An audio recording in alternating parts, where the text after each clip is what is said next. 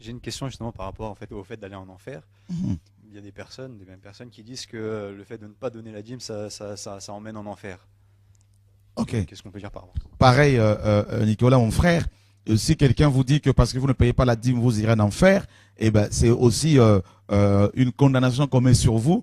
Il n'y a aucun verset dans les Saintes Écritures qui nous dit qu'une personne qui ne paye pas la dîme irait, n'est-ce pas, en enfer.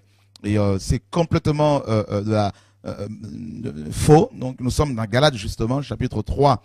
Galates chapitre 3, nous lisons et le verset 10 à 13.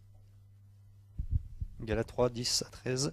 Mais tous ceux qui s'attachent aux œuvres de la loi sont sous la malédiction, puisqu'il est écrit: Maudit est quiconque ne persévère pas à faire toutes les choses qui sont écrites dans le livre de la loi. Et que nul ne soit justifié devant Dieu par la loi, cela est évident, parce que le juste vivra par la foi. Or, la loi ne justifie pas par la foi, mais elle dit: l'homme qui aura fait ces choses vivra par elles.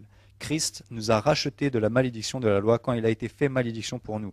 Car il est écrit: Maudit est quiconque est pendu au bois. Voilà. Et qu'est-ce qu'on apprend ici? Paul nous apprend que tous ceux qui s'attachent aux œuvres de la loi sont sous la malédiction. Tous ceux qui s'attachent aux œuvres de la loi et la pratique de la dîme, donc la régularité du paiement de la dîme était une pratique mosaïque. Et nous sommes justement, parce qu'on nous dit que ceux qui s'attachent aux œuvres de la loi sont sous la malédiction. Et nous sommes on va prendre un verset dans Hébreux chapitre 7, le verset 5, justement. Hébreux 7, 5. Ceux des fils de Lévi qui exercent le sacerdoce ont, d'après la loi, l'ordre de lever la dîme sur le peuple, c'est-à-dire sur leurs frères, qui cependant sont issus des reins d'Abraham. Ok, donc on voit ici que l'ordre de prélever la dîme provenait de la loi. Donc c'est la loi mosaïque qui donnait l'ordre, qui obligeait les gens, les Hébreux, à payer la dîme. Or, Paul nous dit ici que ceux qui s'attachent aux œuvres de la loi sont sous la malédiction. Et il est dit au verset 11, et que nul ne soit justifié devant Dieu par la loi. Cela est évident, Paul le dit. Puisqu'il est dit, le juste vivra par la foi.